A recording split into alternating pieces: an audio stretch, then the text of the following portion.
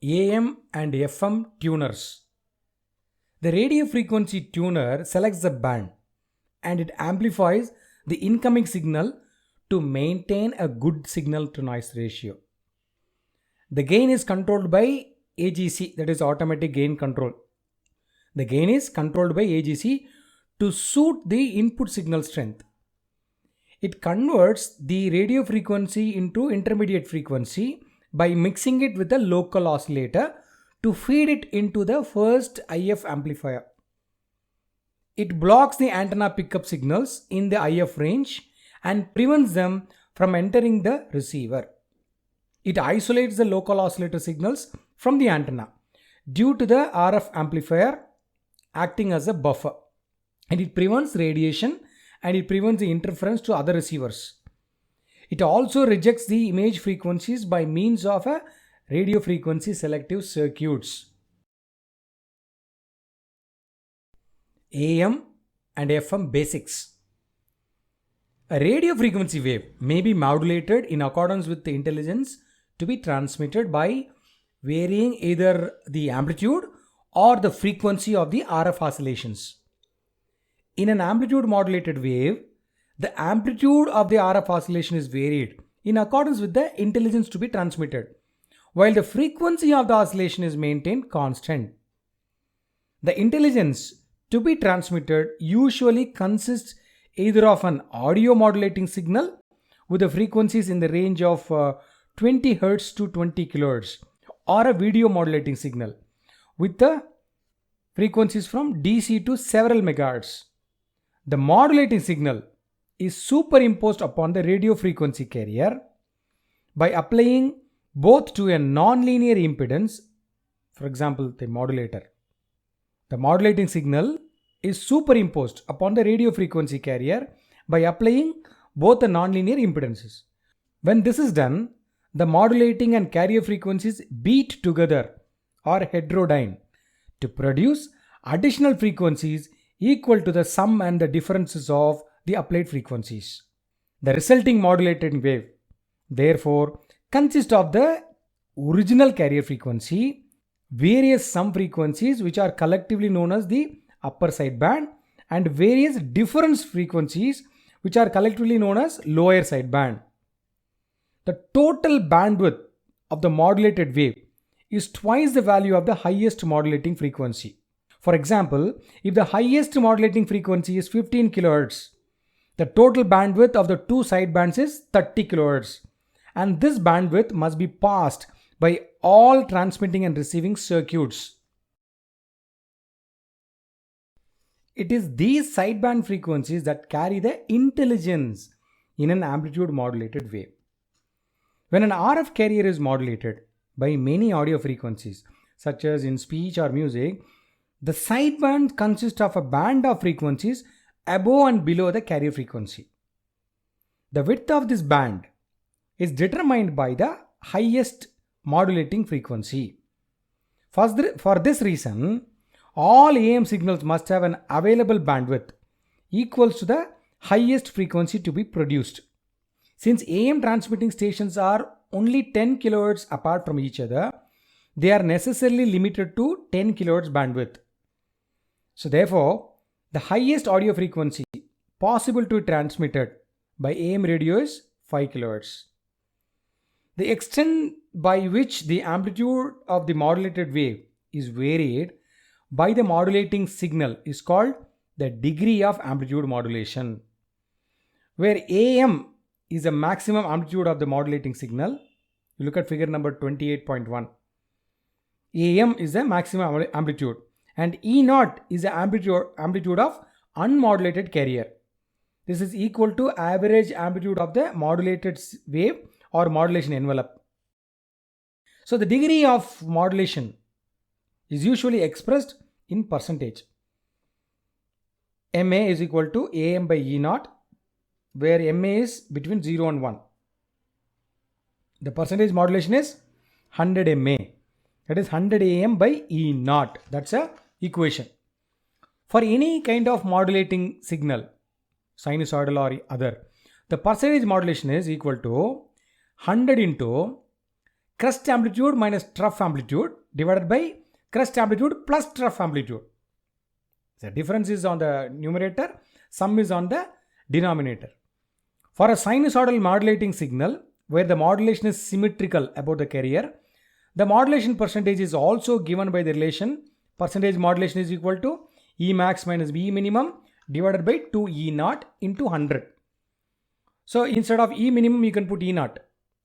So E max minus E naught by E naught into 100. Or you can put E naught minus E minimum by E naught into 100.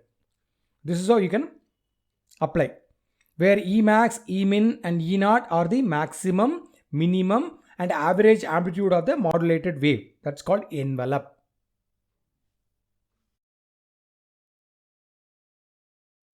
In frequency modulation, the instantaneous frequency of the radio frequency oscillations is varied in accordance with the modulating signal, that's called intelligence, that to be transmitted, while the amplitude of the oscillation is maintained constant. Look at figure number 28.2. The number of times, that's per second, right?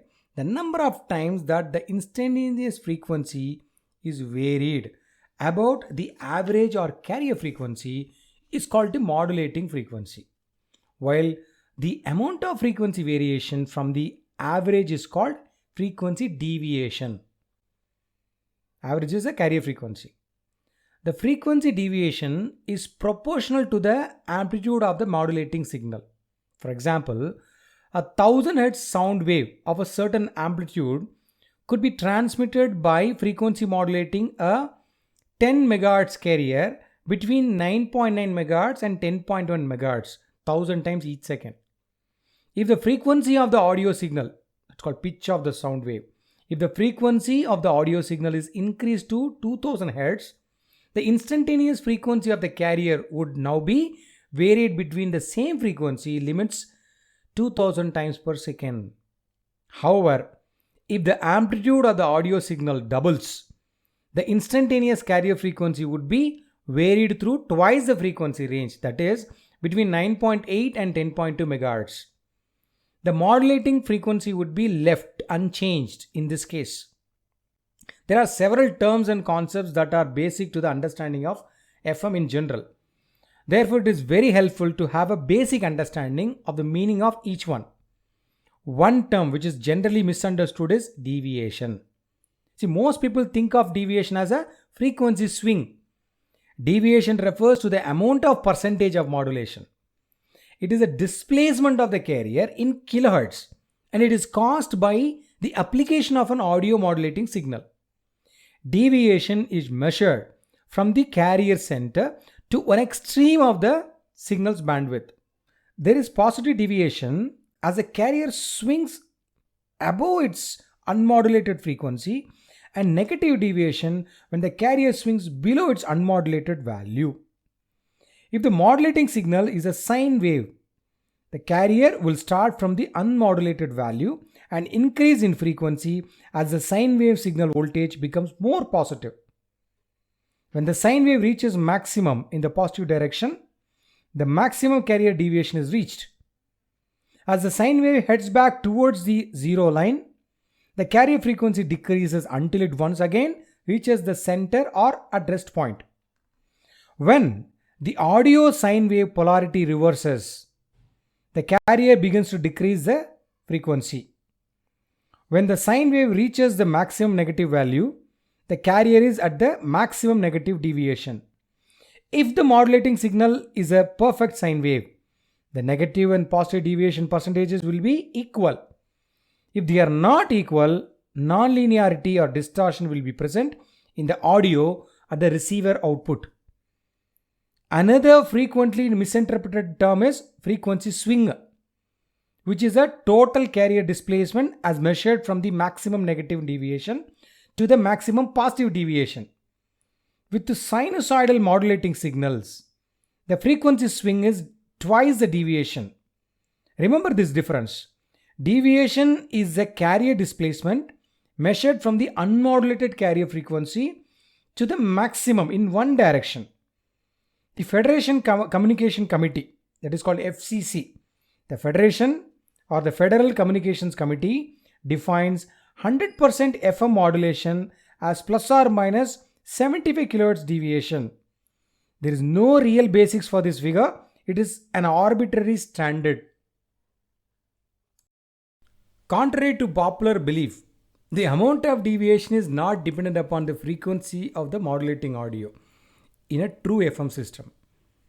The amount of deviation in an FM transmitter is determined largely by the intensity of the modulating signal. Amplitude rather than frequency determines this important parameter. In the FM system, the frequency of the audio signal determines the rate at which the carrier swings between the deviation limits. It will swing completely positive and then completely negative for each cycle of the modulating audio. An AM station may only transmit audio frequencies up to 5000 Hz, while an FM broadcaster is allowed to transmit audio frequencies up to 15 kHz. If this higher limit were allowed in the AM broadcaster, a considerably smaller number of stations would be accommodated. The bandwidth of an AM signal is directly proportional to the frequency of the audio modulating signal. The FM band is located in the low to medium range of the VHF portion of the radio spectrum. This wide range of frequencies and the relative isolation of the band has proved to be both a blessing and a curse. On one hand, the market was limited initially because of the technical complexity of the receiving equipment. On the other hand, though, the spectrum space allotted to FM provided the wide bandwidth necessary for quality sound transmission. It gave them medium exclusivity and a growing reputation for offering the best in recorded and occasionally live music. Early tube type FM tuner were a real fright. Typical FM tuners of that era were quite inferior to today's standards. Advanced engineering and the advent of solid state circuits capable of operation in the VHF region changed the FM scene considerably. By the early 60s, the FM tuner and the few receivers then available were relatively reliable pieces of equipment. The FM devices finally qualified for the main high fidelity. It was about this time that all new record players were equipped with an extra audio channel and a stereo pickup cartridge. In the early 60s, the FCC allowed a modification of the FM technical rules that permitted stereo broadcasting. But the commission stipulated that stereo transmissions had to be compatible with the existing standards so that no program material would be lost to the listener equipped with only a monaural receiver. The system eventually met this requirement nicely. In the stereo system adopted, monaural compatibility. Monaural is mono-aural. It's a mono. Sound is mono. Monaural compatibility is accomplished by linearly mixing the left and right channel audio signals to produce a sum labeled that L plus R signal. A different signal needed to regenerate the discrete left and right channel signals from the L plus R is created by first inverting the phase of the right channel by 180 degree and then mixing it with the left channel signal. This action produces a L and R signal, L minus R signal. The L minus R signal is used to amplitude modulate a suppressed subcarrier of 38 kHz. The result is an encoded inaudible stereo signal which is mixed with the L plus R signal to decode the stereo components of the left and right channels. Tuners. Tuners are available to receive AM or FM signals separately or in one combined unit. Some tuners provide for the preamplifier equalizer function. These functions are provided because in some installations, no other program material source other than the tuner is required. In other cases, a separate preamplifier control is not as desirable as having all controls on the same panel with the tuning control. The performance of a such tuner, that is called pre-amplification compensation system, should not be expected to be as good as a top quality separate control preamplifier. But the design of these arrangements usually provides as much quality as is usable for AM and FM reception or other average pickup. Amplitude modulation reception is usually limited to 10 kHz limit of frequency response or less, because AM broadcast stations are separated only by this amount, and reception of two nearly equal signals only 10 kHz apart will produce a strong 10 kHz beat note, which is unpleasant to sensitive ears if not filtered out. But the frequency modulation tuners can provide a greater range of reproduction and high fidelity over the entire audible range if all elements of the system involved are designed, arranged, and operated to achieve maximum performance. AM tuners.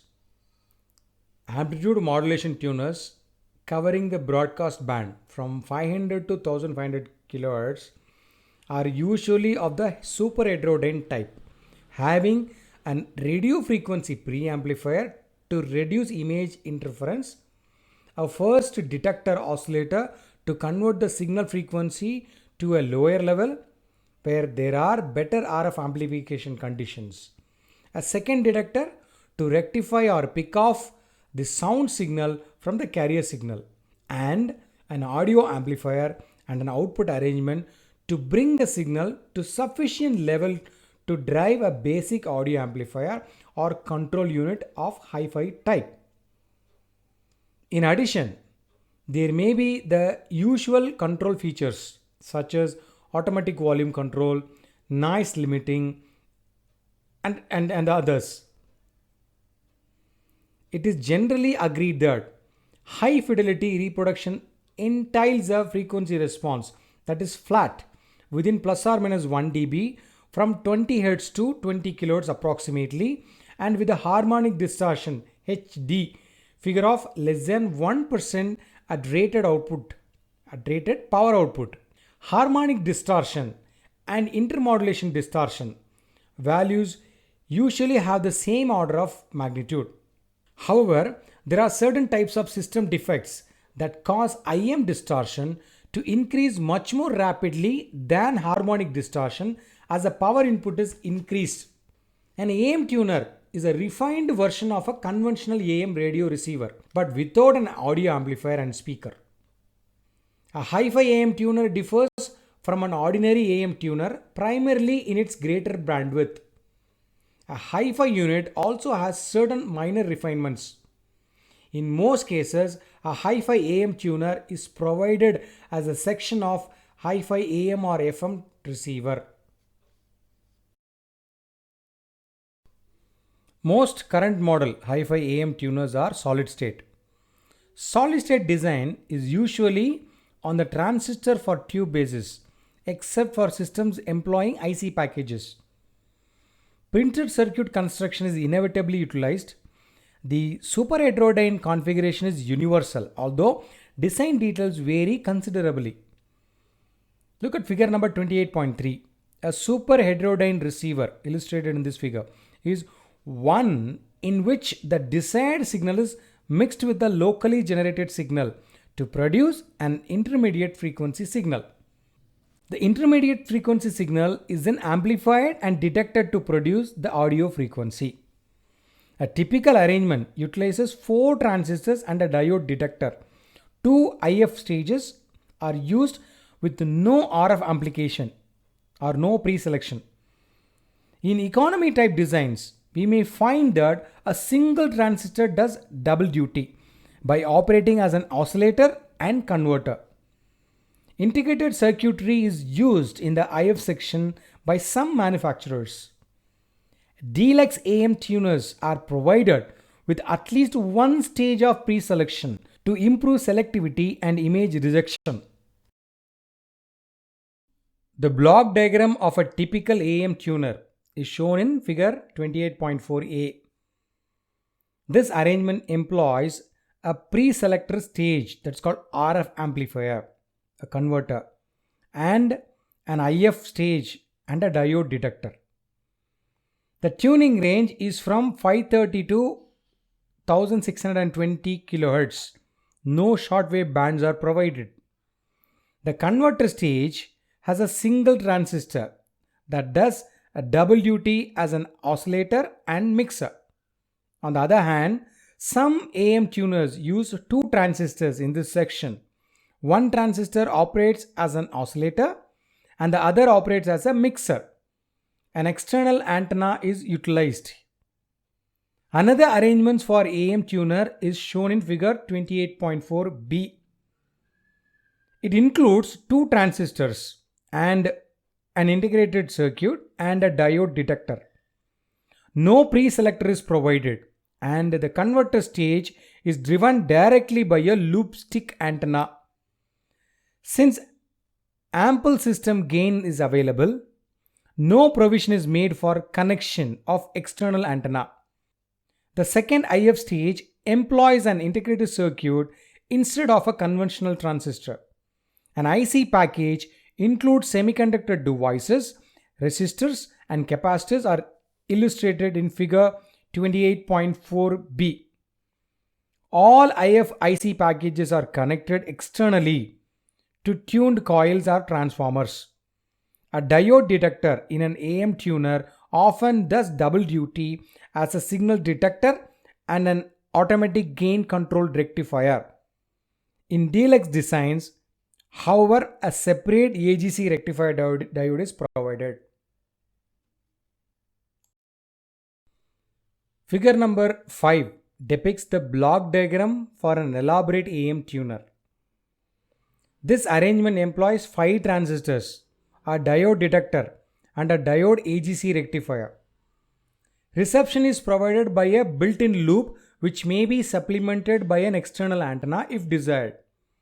The incoming signal is stepped up by a pre-selector stage followed by a mixer oscillator section for frequency conversion. The first IF stage is AGC controlled. This transistor does WT in that it provides IF amplification and also operates as an amplifier for AGC current. Thus, amplified AGC current is applied to a RF amplifier transistor. The mixer transistor is biased by AGC current that has been amplified through an RF amplifier transistor. Figure 28.6 illustrates the circuit of a broadband AM broadcast band tuner. It's a broadband AM broadcast band tuner. The AM RF amplifier transistor Q201 is a 2N1732 in a common emitter circuit. The ferrite rod antenna shown at the extreme left on the schematic is tuned by one section of the 3-gang AM tuning capacitor C118D. A common trouble with AM tuners is a broken antenna loop stick. Should the ferrite rod become cracked, the receiver will tend to exhibit low AM sensitivity. The RF signal from the antenna is coupled to the base circuit by the few turn secondary winding marked H in schematic. This provides for an impedance match to the RF amplifier base circuit.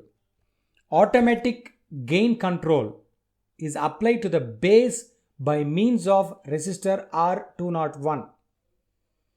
The transformer T201 provides for selective coupling and impedance matching from the collector of the RF amplifier to the base of the converter transistor Q202, local oscillator and mixer stage.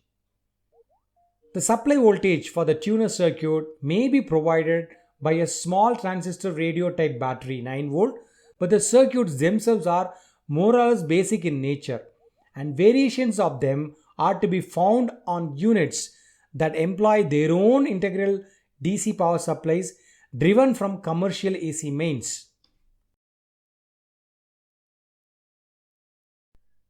FM tuners. FM tuners operates in a very high frequency region. and consequently have operating requirements different from those of AM tuners. The RF circuits and components must be of optimum design to provide sufficient sensitivity to pick up FM stations under all conditions. And the audio aspects, all circuitry must be of sufficient quality of design and construction to receive and pass audio frequencies from 15 to 20 kHz as may be broadcast by FM station. High fidelity AM reception is usually limited by the presence of high level man made noise and atmospheric disturbances, which AM receivers cannot reject without loss of fidelity. Also, because of the propagation characteristics of frequencies used for standard AM broadcasting, out of area broadcast station signals can interfere with the local reception, especially at night. At the frequencies used for FM reception, distant stations cannot interfere, and the inherent noise rejection characteristics of the FM receiver minimize the noise problem. Receivers for frequency modulations are of the super heterodyne type and are somewhat similar to ordinary amplitude modulation super heterodyne. Block diagram of the most widely used FM receiver is shown in figure number 28.7. The most important difference between AM and FM receivers is in the detector circuit. A number of FM detectors have been developed. The ratio detector removes the audio signal from the carrier, and at the same time it rejects amplitude impulses which may accompany it. The Foster Seeley discriminator is sensitive to amplitude impulses, and in order to eliminate them before detection, limiter stages must be provided. The limiter removes all amplitude fluctuations from the carrier before if it is applied to the detector. Practically, all current FM tuners are transistorized. Many FM tuners are combined with AM.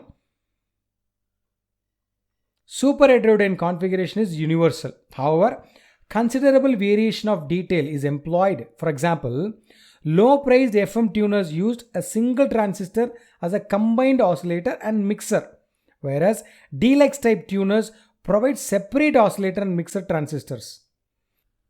Again, economy type designs generally utilize ganged tuning capacitors, while the more elaborate designs provide permeability tuned arrangements. Solid state designs are based on the transistor for tube principle, except for systems employing IC packages. An FM broadcast signal is basically a high fidelity transmission where the mono or the stereo mode is used. The high fidelity capability of an FM system is due to its comparatively wide channels. Each FM broadcast channel has a bandwidth of 150 kHz or plus 75 kHz. Although a high fidelity FM signal can be transmitted in a narrower channel, wide channels provide a better signal to noise ratio. It follows that an FM receiver should have a bandwidth of 150 kHz. The FM broadcast band extends from 88 to 108 kHz. An FM station occupies a range of 200 kHz. Thus, a maximum of 100 FM broadcast stations can be accommodated in a given service area. Co-channel interference from distance areas are much less troublesome in case of FM than for AM. This comparative immunity of an FM receiver to co-channel interference is due to the capture effect, which means that the stronger signal tends to suppress the weaker signal. If one signal is twice as strong as the other signal, the suppression is practically complete. Even if one signal is only 50% stronger than the other, the suppression is very effective provided that the receiver is properly adjusted.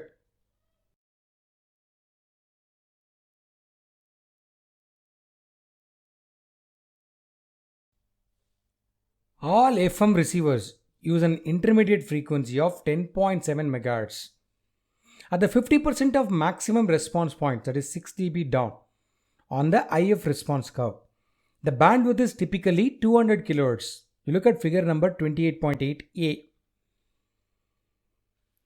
The comparatively high value of intermediate frequency reduces the circuit complexity that is required. If a lower intermediate frequency, such as 455 kHz, were used, elaborate circuitry could be required to obtain a flat topped response over a bandwidth of 150 kHz. When the bandwidth of an amplifier is increased, its gain is decreased.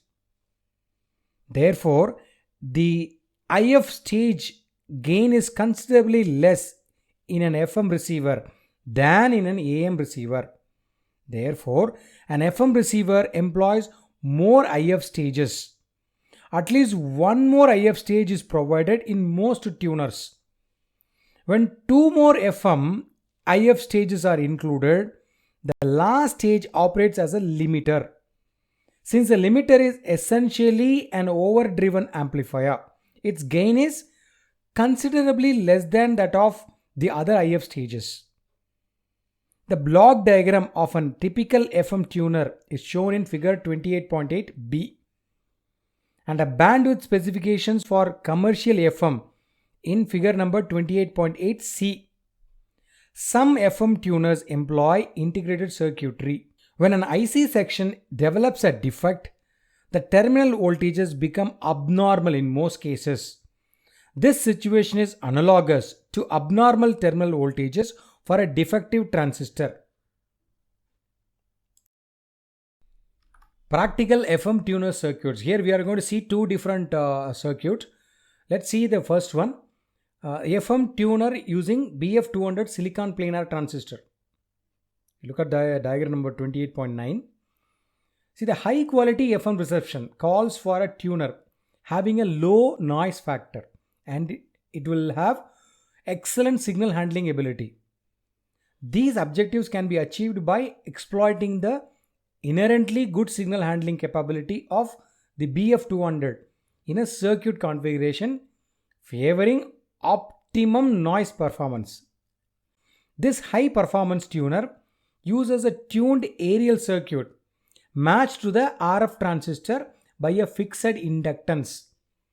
By this means, it is possible to retain the benefits of a low loss selective aerial circuit, which can be approximately power matched, and through an impedance transform to allow the transistor to be matched for optimum noise performance.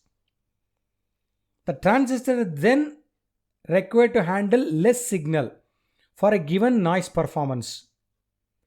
The complete circuit of a 3-ganged capacitively tuned FM tuner is given in the figure. Look at the RF stage. The BF200 transistor, it's Q1, operates in a common base configuration at a collector current of 2 milliamps. The optimum source impedance for a minimum noise is equivalent to the parallel combination of 125 ohm resistance and 500 microhenry inductance, giving a typical noise factor of 2 dB. The emitter resistor R1, inductance L2 and capacitor C6 cause some additional losses, which results in a typical noise factor for the tuner of about 4.5 dB. Capacitor C6 prevents parasitic oscillations at a very high frequencies and must be mounted between the base and the emitter leads of the BF200 and as closely as possible to them. The low feedback capacitance of BF200 allows the collector to the top of the tuned interstage circuit. The collector output damping of the BF200 is very negligible.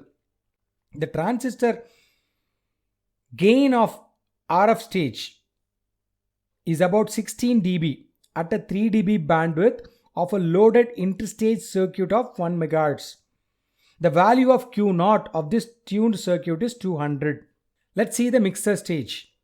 The mixer transistor Q2 is a lock-fit transistor type BF195 and it operates in the common emitter configuration at the collector current of 1 milliamp.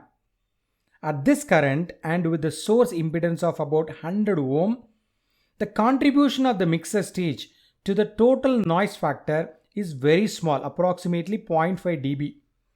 By keeping the oscillator signal at the base of Q2 to as low a value as possible, about 50 millivolt, harmonics of the oscillator frequency at the input to the mixer are virtually eliminated while sufficient conversion gain is maintained.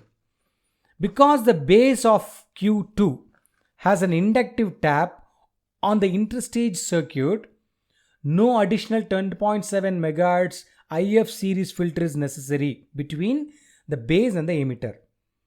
To prevent the IF parasitic oscillations, a 100 ohm resistor R7 is connected in series with the collector. The value of Q0 of the IF tuned circuit is about 150. The mixer gain is about 18 dB. Next one is the oscillator part. The oscillator transistor Q3 is a BF195. It is also a BF195 and it operates in a common base configuration at a current of 1 milliamp. The coupling between the top of the oscillator coil and the base of the mixer is obtained via capacitor C19. The low value of this capacitance, that is 1.8 picofarad, guarantees that large aerial signals have practically no effect on the oscillator circuit. The oscillator frequency is below the aerial frequency.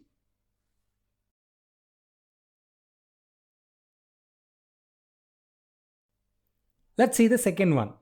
FM tuner using BFWX10 field effect transistor. The circuit for a high quality 2-ganged capacitively tuned FM tuner is shown in figure number 28.10. The tuner uses a BFW10 field effect transistor in the RF input stage and BF195 transistors in the mixer and oscillator stages. Let's see RF stage. The BFW10 FET, that's a field effect transistor, operates at a typical drain current of 10 milliamps and typical drain source voltage of 6 volt. The optimum source impedance for minimum noise is equivalent to the parallel combination of 910 ohm resistance and 370 microhenry inductance, giving typical noise factor of 2.5 dB. The aerial input circuit is transformer, which is coupled to the input of the field effect transistor. The unloaded quality factor Q0 of the aerial transformer being about 80 at a secondary inductance of 330 microhenry. The transducer gain of the RF stage is about 8.5 dB at 100 MHz.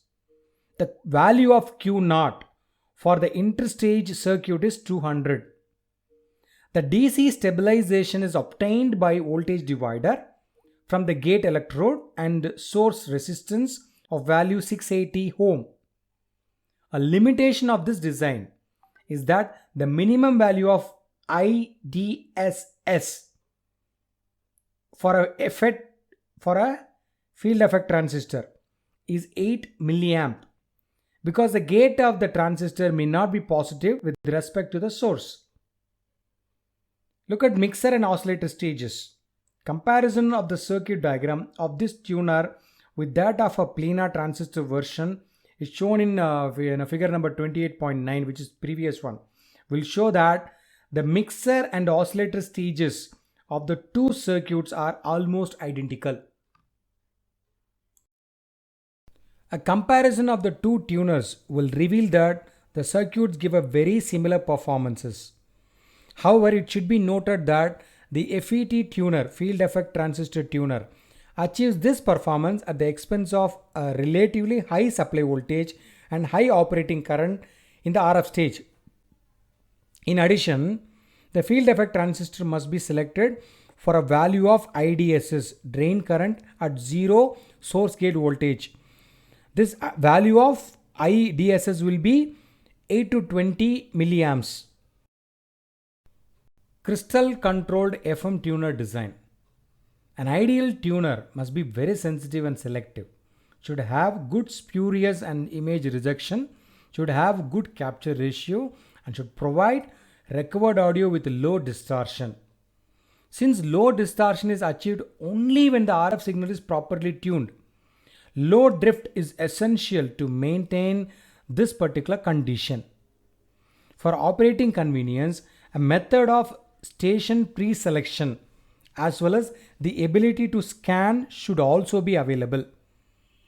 The readout accuracy should be such that there is absolutely no doubt as to which frequency or channel is being received.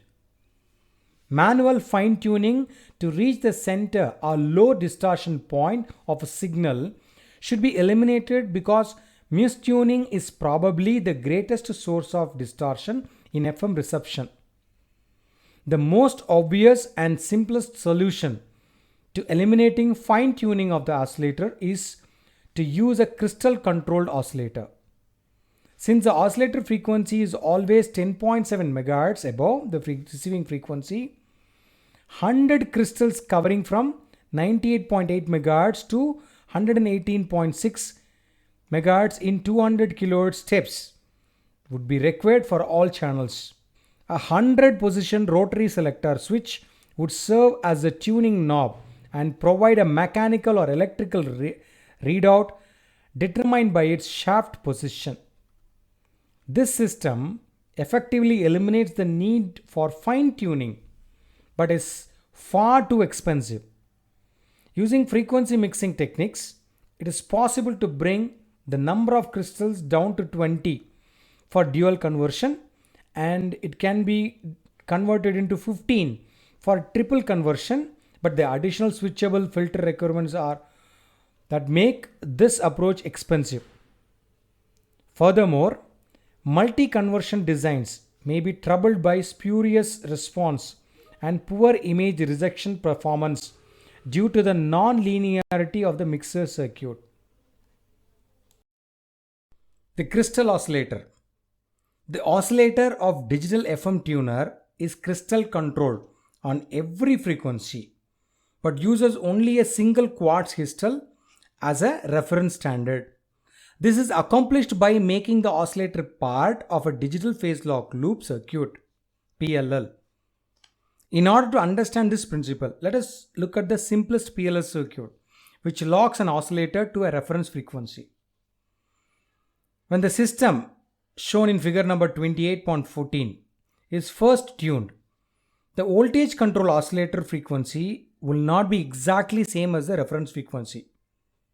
The output of the frequency phase comparator is an error voltage which tunes a VCO in a direction to minimize the error until phase lock condition is established and F oscillator is equal to F reference. Since the control voltage for the VCO is ideally a DC voltage, the low pass filter is used to remove any high frequency components which might be present at the output of the comparator. In order to generate a large number of frequencies from a single reference, a programmable divider is inserted into the PLL, as shown in figure number 28.14. The loop behaves as before except that the submultiple of the VCO is now presented to the comparator and the frequency relationship becomes F oscillator by N is equal to F reference, or F oscillator is equal to N into F reference.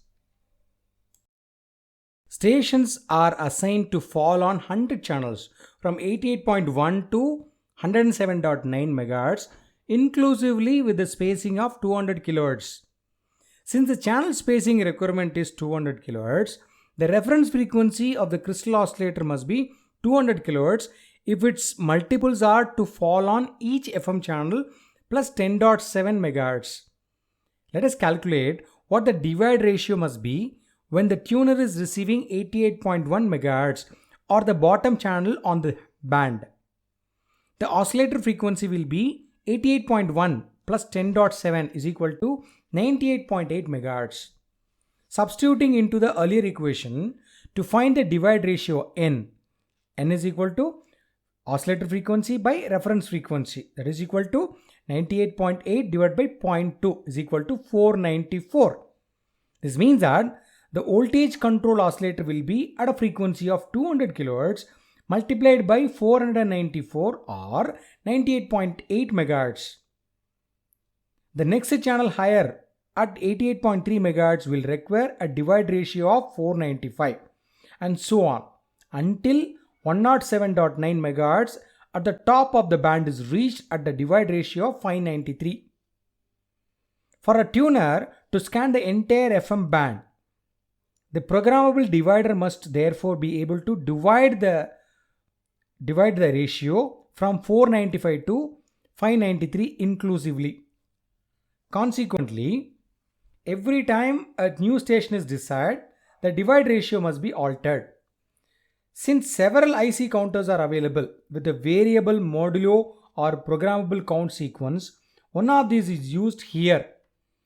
The divide ratio is altered by inserting a binary code which affects the length of the count sequence and hence the divide ratio. Each channel or frequency requires a unique code which is presented to the divider.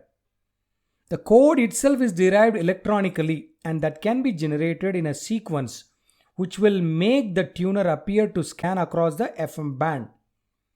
It actually steps across the band rather than scans continuously since it only passes on assigned channels. The tuner can also be tuned or programmed by cards, which presents a binary code to the code generator, which in turn decodes it and passes it on to the programmable divider. The card system overrides the other forms of sequential tuning and allows instantaneous pre-selection of stations by using the desired card.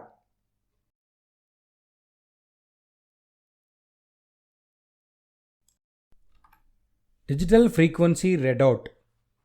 The tuner uses the familiar cold cathode neon indicator,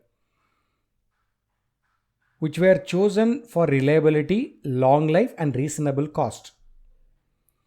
The display is actuated by the same binary code, which the code generator supplies to the programmable divider to set its divide ratio. Aside from displaying the frequency in megahertz, which the tuner is receiving at any given moment, the display serves as a self-checking feature for the code generator as well as the card reader. The binary code from the code generator is decoded into decimal form and used to drive the display. If an incorrect or non-allowable code is presented to the divider, such as one caused by the damaged card, the readout will immediately show the error. The digital readout in the tuner is not simply hooked up to a frequency counter, which counts the oscillator frequency minus 10.7 MHz. The frequency counter is a passive addition which will work with any existing tuner, while the PLL design is an active system which requires an electronically tuned RF section. In the passive system, manual fine-tuning is still required.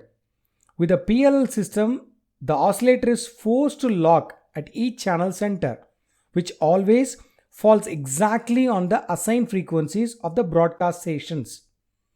The digital PLL system provides an RF oscillator of crystal stability on all frequencies plus an absolutely accurate digital display of the frequency being received. The binary code generator setting the divide ratio allows the operator to scan the FM band manually at a pre-selected speed or to let the circuit search for a station or stereo station automatically. If one station of known frequency is desired, a pre-punched card can be used to tune it to immediately. This feature will appeal to the discriminating music listener who has a small number of favorite stations and selects definite programs. The scan feature, on the other hand, might appeal to the less critical listener who usually scans the band until he hears something he likes. Other features. One of the extremely useful byproducts of this system is automatic interstation muting. The tuner just won't time between the channels. Noise muting is also provided, however, for silencing empty channels. This type of muting is defeated by a front panel switch. During the automatic stereo station scan mode, all mono stations are muted. When tuning from one station to another, regardless of which tuning mode is used, the sound disappears without the usual transient swish or thump and reappears out of complete silence again with the absence of annoying noise, bursts, and distortion. All muting is done after the multiplex decoder by two FET series gate switches, which reduce the signal by at least 60 dB in the muted condition without introducing a DC transient. The RF section in the tuner employs selected high gain, low noise FETs for both RF gain and mixer function. FET is also used for impedance matching and low noise in the first stage of IF amplifier. Two 6-pole elliptical filters shape the passband of the IF and achieve a selectivity in excess of 70 dB, which allows this tuner to select any one station from the crowded area on the band. The station light on the front panel indicates the presence of a carrier, and it's actuated by a zero crossing detector coupled to the output of the ratio detector. The station light is also a double check on the PLL and a reference standard, because it is actuated only if the station is tuned to exact center. On noise which is present on empty channels, the station light is extinguished automatically. The stereo indicator will light up in the presence of a 19 kHz subcarrier when the signal level is sufficient to give an acceptable signal to noise ratio. A card program indicator shows at a glance whether or not card tuning is being used. Aside from providing instantaneous pre-selection of station frequencies, the card serves as a permanent memory since the code generator's volatile memory loses the station code when the power is turned off. Trend to complexity. The trend in consumer electronics is toward greater circuit complexity made possible at low cost due to the use of IC technology. The circuit designer gains flexibility in achieving performance goals and operating convenience for the consumer. Unless proper steps are taken, however, servicing of this type of equipment can become a problem as troubleshooting time and test equipment expenditures increase drastically. The best approach seems to center around modular construction, with each module representing a functional subassembly, which can be replaced with no more effort than the vacuum tube in an old TV set. Fault location is greatly simplified by the fact that each module performs a definite function which can be monitored individually with the minimum of test instruments. Once a faulty module is replaced by the service shop, it is sent back to the factory where automated test facilities localize the fault to a component on the subassembly, and it is either repaired or scrapped. This module exchange policy has been used for some time and is gaining in importance as equipment complexity increases. The customer also has the advantage of knowing exactly how much the repair will cost if it is done after the warranty period has expired, because definite module exchange prices have been established. Even service shops with limited facilities can repair a unit as complex as the digital FM tuner if a set of PC modules or even another operating unit is available. Each module is simply interchanged with a new one until the fault disappears. Although the complexity of circuitry has increased, reliability has increased also. Through the use of MSI, medium scale integration, the number of hardware interconnections has actually decreased, thus avoiding a significant number of failures. By screening ICs in incoming inspection, testing assembled modules under worst case conditions before they are mounted into complete circuits, and extensive live testing of finished products, the failure rate has been reduced to a fraction of what it was a few years ago. The ICs used as building blocks in the digital sections are of the standard variety, already well proven in the computer industry and second sourced widely.